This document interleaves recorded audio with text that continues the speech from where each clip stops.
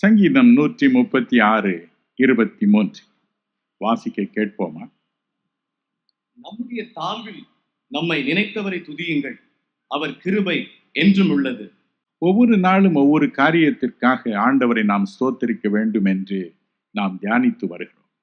இன்று இரவு நாம் தியானிக்க போகும் ஒரு காரியம், நம்முடைய தாழ்வில் நம்மை நினைத்தவரை நாம் ஸ்தோத்திரிக்க வேண்டும் என்பதே. நம்முடைய தாழ்வில் நம்மை நினைப்பவர் ஒருவர் உண்டு. பிரசங்கியின் புஸ்தகம் 7ஆம் அதிகாரம் 14ஆம் வசனத்தில் இவ்விதமாக சாலமோன் கூறுகின்றார்: நன்மை அனுபவித்திரு, தாழ்வு காலத்தில் சிந்தனை செய். மனுஷன் தனக்கு பின் வருவதொன்றையும் கண்டுபிடியாதபடிக்கு தேவன் இவ்விரண்டையும் ஒன்றுக்கொன்று எதிரிடையாக வைத்திருக்கிறார். இன்று இரவும் கூட இந்த வசனம் நம்முடைய வாழ்க்கையில் குறுக்கிடும் 2 காலங்களை குறித்து பேசுகிறது. வாழ்வு காலம், தாழ்வு காலம். இதை குறித்து பேசும் பொழுது பிலிப்பியர் 4:12 பவுலடிகள் கூறுகின்றார், எனக்கு வாழ்ந்திருக்கவும் தெரியும், தாழ்ந்திருக்கவும் தெரியும். வாழ்வு காலத்தை பற்றி என்ன சொல்கிறார்? அந்த காலத்தில் எல்லாம் பரிபூர்ணமாய் இருக்கும் என்று சொல்லுகிறார். தாழ்வு காலத்தை பற்றி என்ன சொல்லுகிறார்? பசி இருக்கும், குறைவு இருக்கும் என்று சொல்கிறார். இதை குறித்து பக்தனாகி யோபு பேசும் பொழுது அவன் யோபுவின் புஸ்தகம் 29:6 சொல்கிறான், என்னுடைய செல்வ நாட்களில் எனக்கு எவ்வளவு சீர் இருந்தது, என் பாதங்களை கழுவ நெய்யை பயன்படுத்தினேன் என்கிறான்.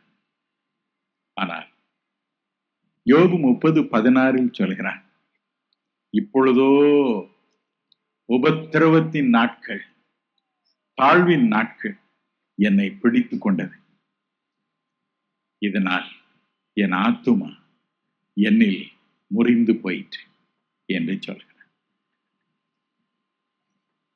அதோடு காரியம் நின்று போயிற்றா? ஆத்துமா முறிவோடு அவனுடைய வேதனை நின்று போயிற்றா? அவனுடைய பந்து ஜனங்களை பற்றி என்ன, அவன் வீட்டாரை பற்றி என்ன? வாசிக்க கேட்போமா?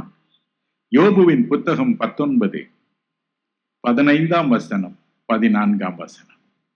என் பந்து ஜனங்கள் விலகி போனார்கள், என் சிநேகிதர் என்னை மறந்து விட்டார்கள்.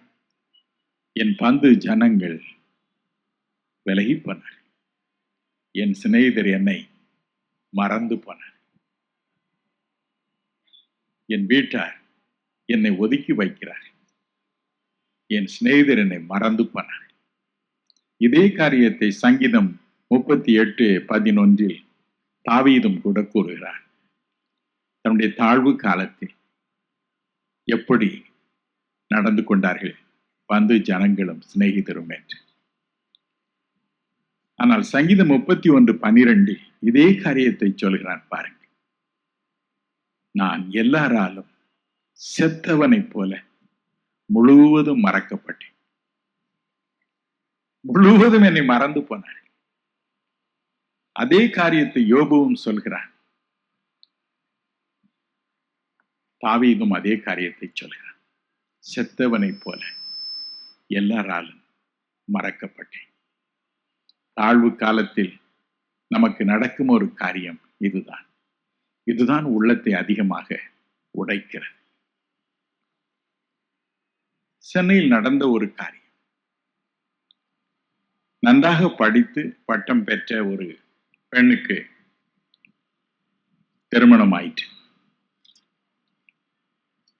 அப்பொழுது மணமகன் அமெரிக்க ஐக்கிய நாட்டில் உயர்ந்த வேலையில் இருக்கிறார் என்று சொன்னார். ஆகவே அவளுக்கு இன்னும் அதிக சந்தோஷம். திருமணம் நடந்தது. நான் போய் அமெரிக்க ஐக்கிய நாட்டிற்கு நீ வருவதற்கு வேண்டிய விசா மற்றும் காரியங்களை அனுப்புவேன் என்று சொல்லி மாப்பிள்ளை போய்விட்டார். நாட்கள் கடந்தன. ஒரு பதிலையும் காணோம். அவர் அதே காரியத்தை திரும்ப திரும்ப சொல்லிக் கொண்டே இருந்தார். நான் ஏற்பாடு செய்து கொண்டிருக்கிறேன் என்று. மாதங்கள் பல கடந்து போயின. ஒரு நாள் அந்த பெண் உருக்கமாக ஒரு கடிதம் எழுதினாள். நாட்கள் எல்லாம் தள்ளிக்கொண்டே போகின்றன. நீங்கள் என்னை மறந்து விட்டது போல் தோன்றுகிறது. எல்லாரும் என்னிடத்தில் கேட்கிறார்கள், எப்பொழுது போகப் போகிறாய்? உன் கணவன் உன்னை மறந்து விட்டானே என்று.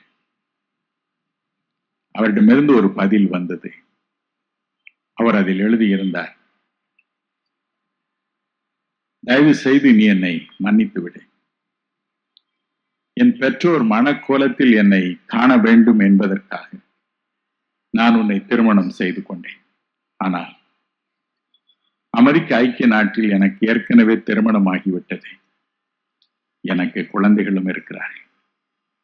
நீ உன் இஷ்டம் போல வேறு எவரையும் திருமணம் செய்து கொண்டு வாழலாம் என்று அந்த கடிதத்தில் எழுதப்பட்டிருந்தது. ஐயோ, இவ்வளவு நாள் காத்திருந்தேனே, இதனால் தானா என்னை மறந்து விட்டார் என்று அவளுடைய உள்ளம் கலங்கியது. விஷ மாத்திரையை சாப்பிட்டாள். சில வினாடிகளுள் இறந்து போனாள். ஆம் பிரியமானவர்களே, தாழ்வு காலம் வரும் பொழுது நம்மை எல்லாரும் மறந்து போவார்கள்.